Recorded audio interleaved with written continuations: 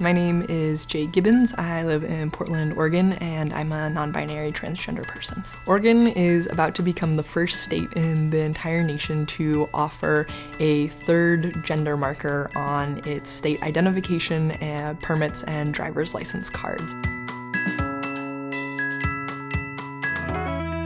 I have had that marked on my calendar for a very long time since I went to the hearing, and they announced that, okay, we're going to consider this at the full committee on June 15th, and then on July 3rd, if it goes through, that's been the first day. And so I've had a hold on my calendar for quite some time. I feel really proud of Oregon and Oregon lawmakers who've just stood up for equality for these many years. This is hugely thrilling because every other state and Oregon up until Monday only offered M and F, which creates a binary and is really challenging for people who don't fit neatly into that binary like myself. Starting on Monday, for the first time in my life, I'm going to have a piece of identification that actually reflects my identity, and it's monumental. It's huge to have a state recognize that there are more than just two genders out there.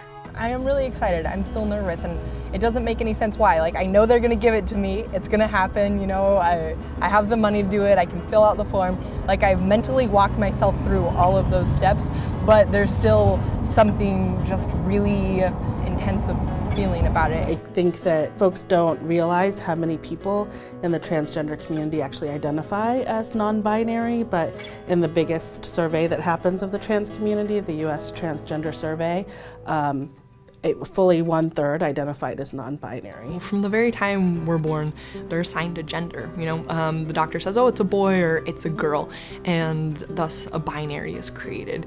And this presents a lot of problems for people who don't live up to the expectations or actually fall outside of it, because with each of these binary options, there's generally a set of what I would call gendered expectations. If you're a girl, you're supposed to be feminine and like boys and wear dresses, and if you're a man, you're supposed to be masculine and strong and like blue in sports. When we create this binary and these set of expectations, people who don't conform to them are punished. Little boys who want to wear skirts to school get laughed at and beat up, and girls who don't meet the expectations of femininity are sometimes bullied by their families or have slurs yelled at them or accused of being queer as if it is something negative. We also know that there are many identities beyond the binary.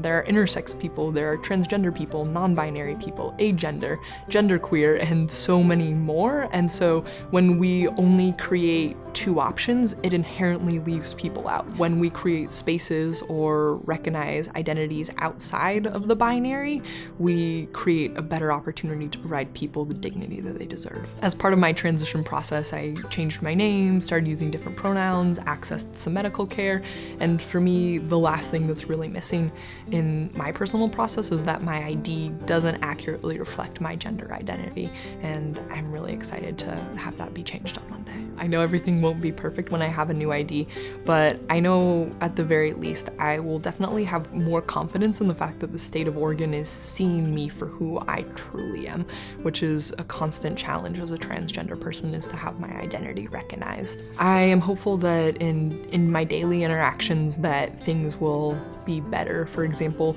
when I buy a bottle of wine at the grocery store and the checker sees my ID, often someone won't know what my gender is before, but then when they see the incorrect gender marker, they make an assumption and say, "Thank you, ma'am," which is a word that I don't use to describe my identity and is really hurtful because it makes me feel like I have failed and the world can't see me for who I am. I hope that my visits to the doctor's office will be better when I have to show ID to check in and they won't say, "Thank you, miss." Maybe even if they do want to say that, hopefully people will take a moment to pause and it will create an opportunity for conversation. And I'm also hoping it will create space to talk about how many identities are outside the binary as well. This is the time in my life, this specific moment, where I have felt the safest and most comfortable in my identity, but also the most supported. Come on. This way? Yep, I checked everything. This is real. I know. Always has been. I don't know, I've never been more afraid in my life that I've filled out the form wrong. I don't know why, but my heart is definitely racing. I'm feeling nervous. I think it's just a really big thing that I feel like I've been waiting an incredibly long time for, and so to finally be at this moment is just wild. I guess I didn't actually know that I would see this moment in my lifetime, and so to be here now and having all that be culminating is just, it's surreal. Hi. Hi, how are you? Good, thank you for being so accommodating. Look at that grin. Look at that grin. It's exciting to see that in actuality. Okay, yeah. It's exciting to put it on. It's really wonderful that they have the X, but I think the even sort of bonus that we got here was the Oregon Department of Motor Vehicles actually evaluated how people select gender.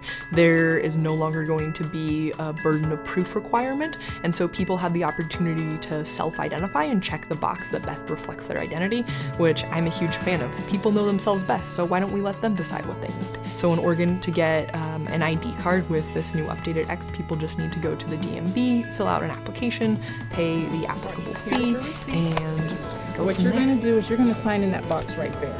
You're going to go down and I think X can mean a lot of things, which is really exciting. So X can mean I'm non-binary, which means I don't identify as male or female. Or it can mean agender, which means I don't identify on this gender spectrum. I am just who I am. And then it can also mean I might be transmasculine, but that doesn't say who I am. That doesn't say all of who I am. Or it can mean I don't want people to know my gender, so I'm choosing an X. Thank you. I appreciate it. congratulations. Thank you. Thanks. Gotta get back to work, but I appreciate it. Bye. You ready, hon? Yeah. Look at that. That's the way change happens. We have movement, right? And we have people on the streets, and we have people saying something needs to change, and then we need the laws to back that up, and then we need the culture shift so that we don't just have legal equality, but we have lived equality. And look at that picture. You look handsome. Aw, thanks, honey. All right. Shall we? Yeah. All right.